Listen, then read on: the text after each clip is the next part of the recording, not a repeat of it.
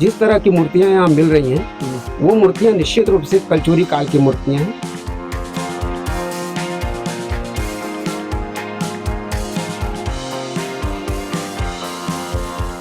नमस्कार, मैं पवन केसवानी आज आपको राष्ट्रबोध की एक विशेष प्रस्तुति के साथ जोड़ूंगा। ये जगह है कवर्धा जिले की गगरिया खमरिया, ये गांव है। ये गांव बॉर्डर पड़ता है बेमेतरा जिले और कवर्धा कबीरधाम जिले का। यहाँ कुछ प्राचीन सैकड़ों साल पुरानी धरोहर है जिसके बारे में शासन और सिस्टम को तो पता है, लेकिन संरक्षण के पर्याप्त प्रबंध नहीं किए गए हैं। गांव के स्थानीय बुजुर्ग हैं जो नागर शैली की फड़ी नागवंशी जो यहाँ प्रतिमा मिल रही है, मूर्तियां मिल रही है, इसके बारे में आप कितने साल से देख रहे हैं सारी चीज को? मतलब 60 साल से ऊपर हो गई। 60 साल से मूर्तियां मिल रही है। हाँ। अच्छा, अभी ये मनरेगा का काम चल रहा है, यहाँ पे खुदाई हो रही है, तो यहाँ कुछ मूर्तियां निकली है? मूर्ति निकले यहाँ और क्या क्या निकला है यहाँ से? मूर्ति निकला, मूर्ति कुछ नहीं देखा, मूर्ति देखा। मूर्ति देखे, कुछ वहाँ पे ईंटें भी निकल रहे हैं, वहाँ बता रहे दीवार निकल रही है, ईटा निकल रहा है, ईटा भी निकल रहा है। गांव की अनमोल धरोहर मैं आपको दिखाऊंगा और इस भीड़ में भी एक अनमोल रत्न मुझे मिले। लोक कलाकार है प्रहलाद निषाद जी। आप पंडवानी से जुड़े हैं जी। मंची कलाकार रहे हैं और आप ये जो देख रहे हैं, जो आपको कलाकृतियां मिल रही है इस गांव में, आप यहीं स्थानीय निवासी हैं। जी जी। इस बारे में कुछ प्रकाश डालेंगे आप? जी, मेरा ग्राम सिंघनगढ़ सर, वहाँ भी कुंवर छरिया देव है, यही से सब मिलते जुलते हैं। और ये जो क्षेत्र है, हम जब देखते हैं और सुनते हैं बुजुर्गों से, ऐसा लगता है कि बहुत ऐतिहासिक जगह है जी। और अभी जाकर के मैंने देखा है वहाँ पर जो खुदाई किया गया है वह बहुत सी मूर्तियाँ मिली है। और हमारे परम श्रद्धेय डॉक्टर पीसीलाल यादव जी भी आए हैं, तो वो जानकारी देंगे सर आपको पूरा। यादव जी के बारे में आपको बता दूं कि आप लगातार पुरातत्व और कला संस्कृति से जुड़े रहे हैं, आपकी इस विषय में अच्छी जानकारी है, विषय के विशेषज्ञ हैं। यहाँ आने के पहले मैंने यहाँ स्थानीय लोगों से संपर्क किया था। डॉक्टर पीसीलाल यादव जी को इसमें शामिल करें और आप बताएंगे। मेरा सौभाग्य है कि आप यहाँ मौजूद हैं और बताएं इस बारे में। हाँ, दरअसल ये जो सुरही नदी का जो बेल्ट है, ये सुरही नदी की सहायक नदी जो है कर्रा जी, उस स्थान से लगा हुआ है। और ये सुरही नदी का जो बेल्ट है पुरातत्व के दृष्टि से बहुत ज़्यादा कहना चाहिए कि मंदिर हैं, स्थापत्य कला के निशान हैं यहाँ मिलते हैं।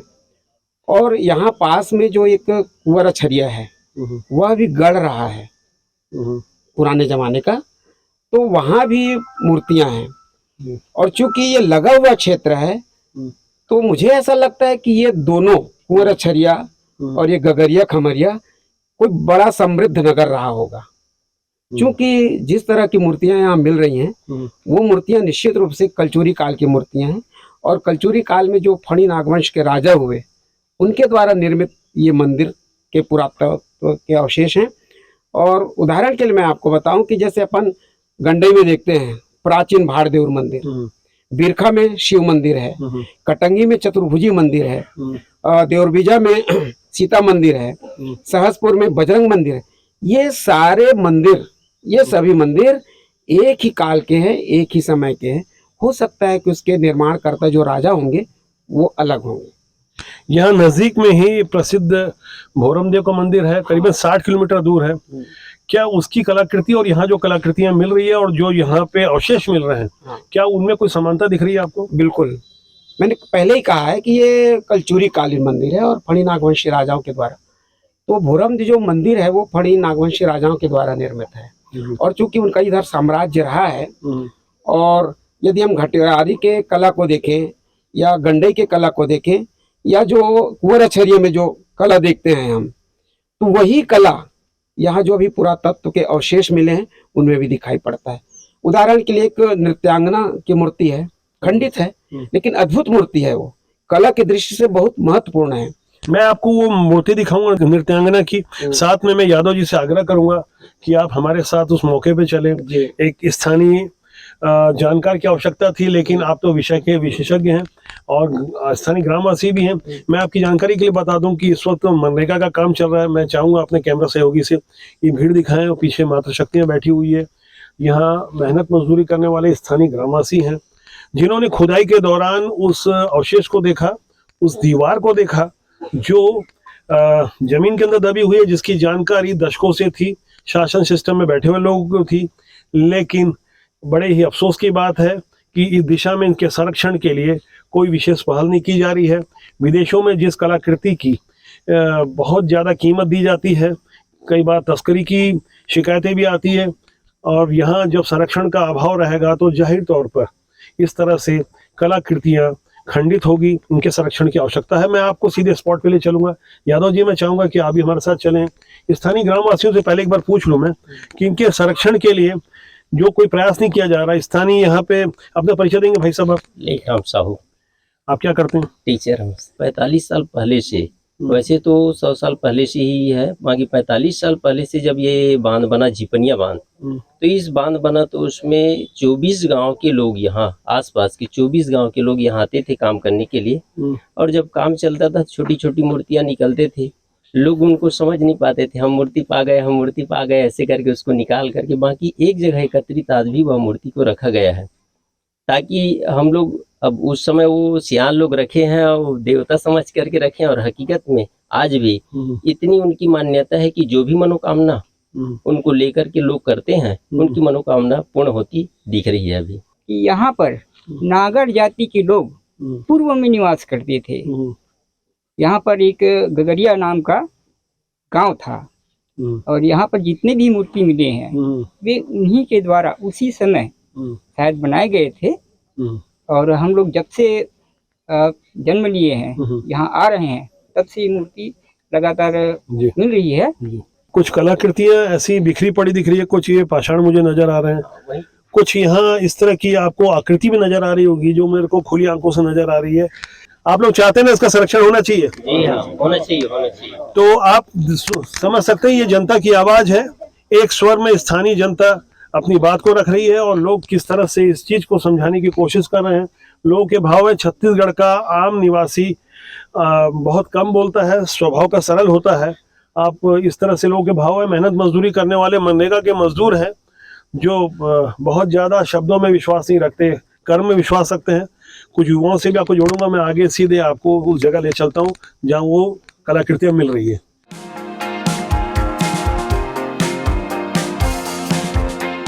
खमरिया में आप देख सकते हैं ये बजरंगबली की कोई मूर्ति इस तरह से अंदर खुदाई के दौरान मिली है। ग्राम वालों ने अपने स्तर पर इसे संरक्षित करके रखा है। ये जो पाषाण आपको नजर आ रहे हैं, ये सब जमीन के भीतर से मिले हैं। सैकड़ों साल पुरानी ये कलाकृति। यादव जी, इस बारे में बताएंगे कि ये जो कलाकृति, और भी आगे थोड़ा जगह देंगे। ये आप देखिए, ये किसी देवी देवता की आकृति लग रही है। एक बहुत महत्वपूर्ण एक मूर्ति है यहाँ पर, देखिएगा, है ना जी। ये मिथुन मूर्ति है जी, मिथुन मूर्ति है। ये कौन सी? ये नर्तक है या फिर नर्तकी है, क्योंकि इसका वक्ष स्थल में उभार नहीं है, इसलिए नर्तक हो सकता है। और कुछ उभार दिख भी रहा है, हो सकता है उसका भाग टूट गया हो, तो वो नर्तकी की मूर्ति। अच्छा, कुछ ये खंडित हो गई है? खंडित हो गई। और बाजू में? हाँ, बाजू में जो मिथुन मूर्ति आप देख रहे हैं जी, कि स्त्री और पुरुष संभोगरत है। स्थानीय ग्रामवासियों ने बजरंगबली की आकृति की एक मूर्ति निकली तो उसे ये स्वरूप दे दिया। यहाँ एक नए स्वरूप में यहाँ ग्रामीण जीवन बहुत आस्थावान होता है। वो तो पत्थर में भी बंधन लगा दिया, उसको देवता मान लेते हैं, और वो जब हम उसको देवता मान लेते हैं तो हमारी मनोकामना की भी पूर्ति हो जाती है जी। तो ये आस्था का सवाल है ये। जी जी जी, बहुत गहरी बात कही। सनातन की एक खूबसूरती है, परम वैभवशाली सनातन धर्म संस्कृति में आस्था का विशेष उल्लेख है, विशेष स्थान है। जब हमने देवता मान लिया तो हमारी मनोकामना भी पूरी होगी। हम आगे बढ़ते हैं यहाँ से।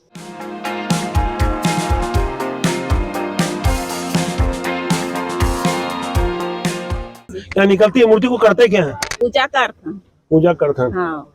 कोई और शासन की ओर से कोई अधिकारी आके उसका कोई रख रखाव करते हैं क्या कोई अलग से? नहीं करे, इसकी जरूरत है कि नहीं? अपन गांव वाले करे हैं। नहीं, ये मूर्तियों को संरक्षित करना चाहिए कि नहीं? कोई मदद बाहर वाले नहीं दे हमको। यहाँ पे जब बांध की खुदाई हुई सर, तो काले रंग की एक 102 फीट की बैल जो है, नंदी बैल, वहाँ पे प्राप्त हुई, और ले जाकर उस पीपल वृक्ष के बीचों बीच उस मूर्ति को रखा गया है, बैल का। इससे उस नाम का, तब से बैला पीपर के नाम से उसको जाना जाता है। हमें जिस जगह में घूम रहे हैं, क्या यही खुदाई हुई थी? अब मैं चाहूंगा कि अपने कैमरा सहयोगी को कि आसपास का दृश्य भी दिखाएं। जी सर, जब बांध खुदाई हुई थी, जिस कार्य जब चला था कुछ साल पहले, तो ये जो सारा वो दूर में मुझे कुछ नजर आ रहा है यहाँ से, जी वो वहाँ लोग कुछ खुदाई कर रहे हैं या खुदा हुआ कुछ एक भाग है, वहाँ कुछ पाषाण दिख रहा है। तो ऐसी प्राचीन धरोहर कैसी तरह बिखरी पड़ी हुई है यहाँ पे।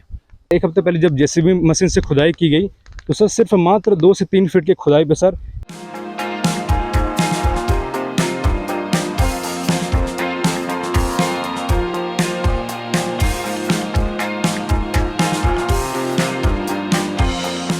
ये कलाकृति सर स्थानीय जो पत्थर है ना, ललहुआ पत्थर, उससे बनी हुई कलाकृति है। ऐसी कलाकृतियां यहाँ पर बहुत सारी हैं। उदाहरण के लिए आप यहाँ देखेंगे, जी ये उस पत्थर को देखिए। एक मिनट। हाँ हाँ, उसमें हाथी का अंकन है। इसमें हाँ जी जी, इसमें आपको वाकई ये कुछ हाथी की कलाकृति दिख रही होगी। हाथी का अंकन है और ये 2 हाथी हैं जी। ये जगती भाग का जी शिलाखंड है ये सीधे तो हाँ, और जैसे जगती भाग में थर होते हैं, नर थर, गज थर, अश्व थर। तो मुझे ऐसा लगता है कि जिस तरह की यहाँ मूर्तियां मिल रही हैं उनमें 3 थर रहे होंगे। एक गज थर, फिर वहाँ पर सिंह की मूर्ति है। सिंह की मूर्ति भी हम देखेंगे, आगे दिखाइए। और कुछ नरथर भी रहे होंगे। जी, कहाँ है सिंह की मूर्ति? ये जी, ये इसमें सिंह की आकृति दिख रही है। जी जी, आप देख सकते हैं जी। और नीचे देख रहे हैं कुछ बेल बूटे बने हुए हैं जी। तो ये मुझे ऐसा लगता है कि ये जो मूर्तियां हैं उसी के समकालीन हैं, भोराम देव के समकालीन हैं। जैसे गंडई की जो मूर्तियां हैं उसी तरह की। यहाँ की सिंह की कला, आपको सिंह की कलाकृति दिख रही है और क्या दिख रही है? इसमें सिंह है ये हाँ, ये आकृति ऐसा लगता है कि मूर्ति है ये ब्याल की मूर्ति, जिसमें उसका होता है वो ब्याल की बिल्ली की तरह ब्याल है कि यहाँ बहुत ज्यादा संभावना है। आप देख सकते हैं ये यहाँ पर ये आपको कुछ और भी ऐसे ही पाषाण दिख रहे होंगे। ये वही भाग है जो आसपास बिखरा हुआ है, इसका शेष भाग अभी भी अवशेष जो इसका है अंदर समाहित है। ऐसा लगता है कि यहाँ कोई नगर होगा या कोई मंदिर होगा। ये शोध का विषय है।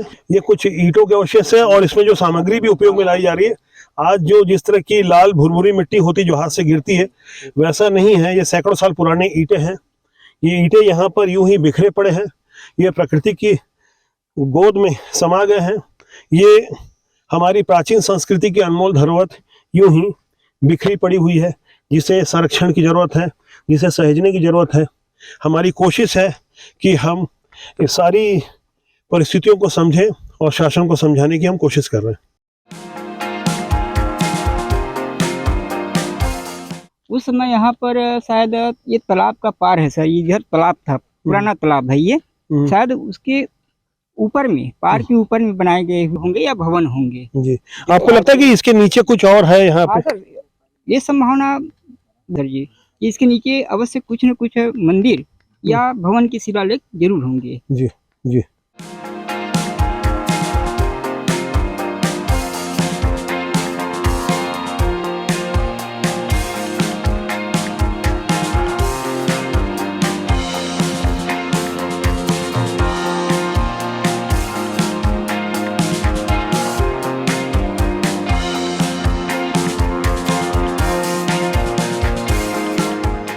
ग्राम गगरिया खमरिया के बाहरी क्षेत्र में जो प्राचीन धरोहर बिखरी पड़ी है उसे आपने देखा। अब मैं आगे जाऊंगा। जिस तरह से ये कटीली झाड़ियाँ आपको नज़र आ रही है, कुछ ऐसी ही कटीली झाड़ियाँ सिस्टम में पड़ी हुई है। प्राचीन धरोहर, बहुमूल्य धरोहर जो अंदर है, वहाँ आपको मैं ले चलूँगा कि किस तरह से हमें कांटे नहीं, यहाँ फूल की ज़रूरत है। कबीरधाम जिले का ग्राम गगरिया खमरिया, यहाँ किसी बड़ के झाड़ के नीचे भी प्राचीन धरोहर है। मुझे जैसा बताया गया, मैं वहाँ पहुँच चुका हूँ। अब आपको सीधे उस प्राचीन धरोहर के साथ जोड़ूंगा। कुछ प्राचीन शिल्पकला यहाँ आपको देखने को मिलेगी। ये पुराना कुछ अवशेष है बड़ के झाड़ के नीचे। नहीं बांध में, हाँ बांध से जो लटकने ना वहाँ से निकलेंगे सब मूर्ति। हाथी घोड़ा पाल की जय कन्हैया लाल की। यहाँ आप हाथी भी देखेंगे और ये घोड़ा भी देखेंगे। आप गौर से देखिए कितनी सुंदर कलाकृति है। न जाने कितने 100 साल पहले ये कलाकृति तैयार की गई होगी। ये प्राचीन धरोहर है, वैभवशाली धरोहर। और सामने कुछ नवीन कलाकृति भी आपको दिख रही होगी, नए मंदिरों का निर्माण हो रहा है। ये अनूठा संगम है ग्राम गगरिया खमरिया।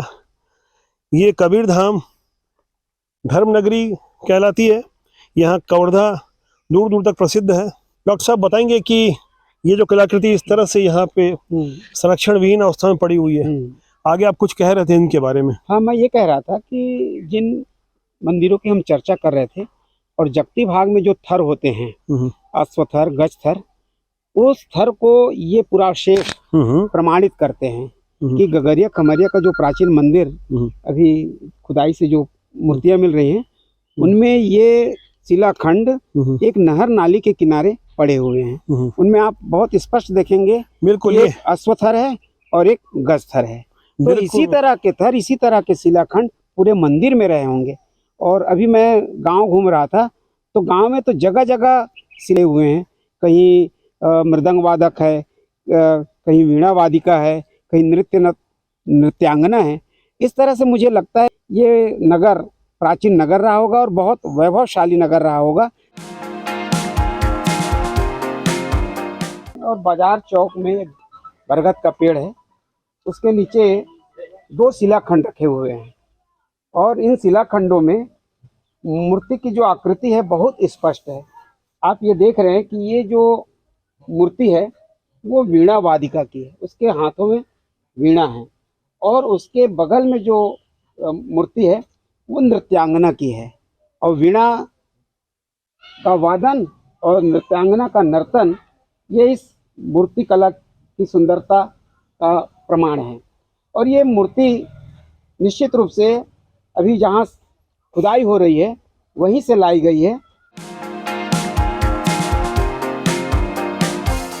आगे कुछ और कलाकृतियाँ देखेंगे, जिस तरह से यहाँ एक से एक नयनाभिराम कलाकृतियाँ देखने को मिल रही है। हमारी उत्सुकता और ज़्यादा बढ़ गई है। आप देख सकते हैं इस तरह से एक छोटी सी अस्थाई व्यवस्था की गई है। यादव जी कुछ बताएंगे इस बारे में?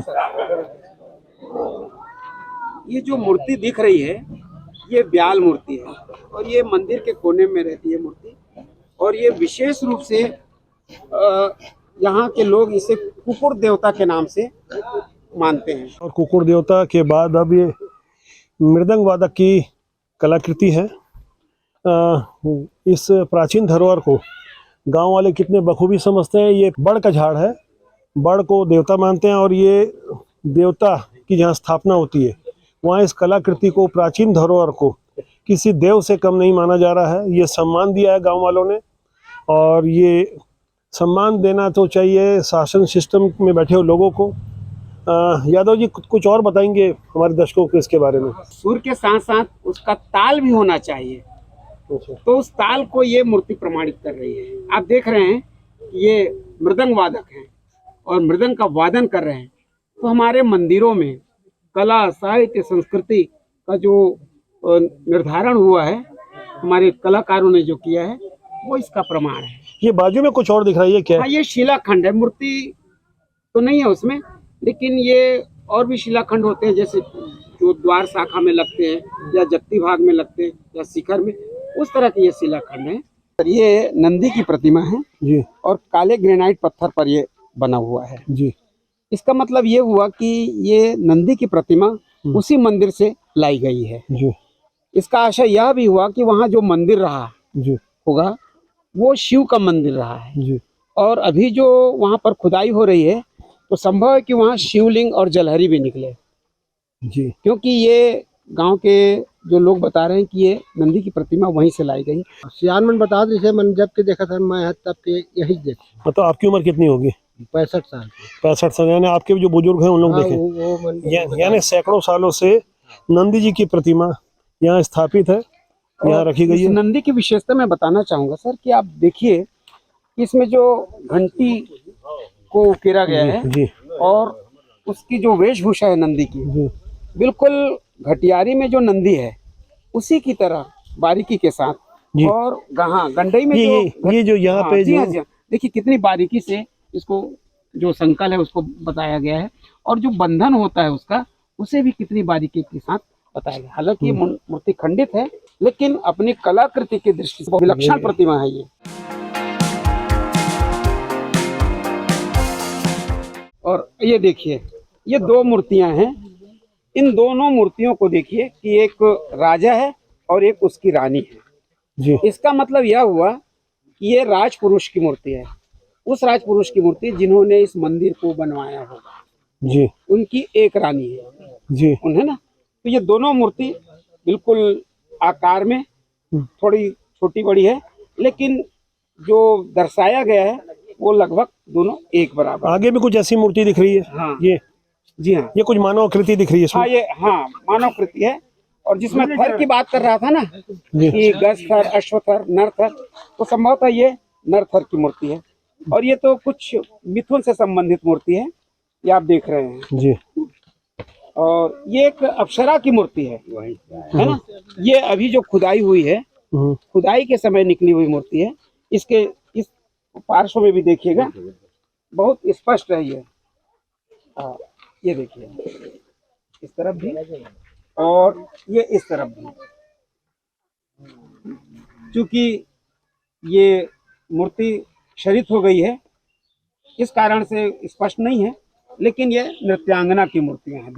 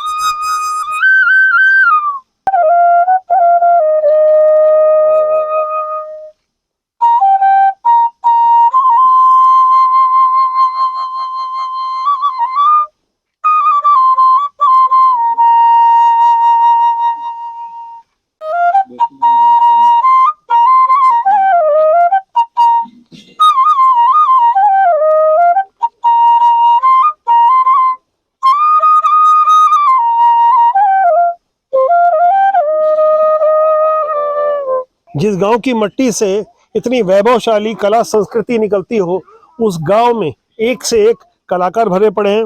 डॉक्टर पिसेलाल यादव मूलतः कलाकार हैं, लोक संगीत से जुड़े हैं। बांसुरी वादक सिन्हा जी और पीछे एक पूरी टीम है। जिस गांव की मिट्टी में, जिस गांव के स्वभाव में ही कला हो, कला संस्कृति हो, कलाकृतियाँ हो, तो ऐसे परम वैभवशाली गांव के लिए क्यों न शासन स्तर पर कुछ विशेष पहल की जाए। यहाँ न केवल शिक्षा का प्रचार प्रसार हो, बल्कि यहाँ पर इसे संरक्षण के लिए शासन स्तर पर कुछ बेहतर पहल हो। सिर्फ बोलने से नहीं होगा, काम करने से होगा। आश्वासन बहुत मिलते हैं, आश्वस्त जनता अब चाहती है कि कुछ बेहतर पहल हो, जिससे गगरिया खमरिया गांव की समृद्धि हो और यहाँ से निकले हुए कलाकार न केवल छत्तीसगढ़ बल्कि देश दुनिया में इस पावन माटी का नाम रोशन करें। राष्ट्रबोध के लिए कैमरा सहयोगी संजीव सोनी और राकेश साहू के साथ मैं पवन केसवानी।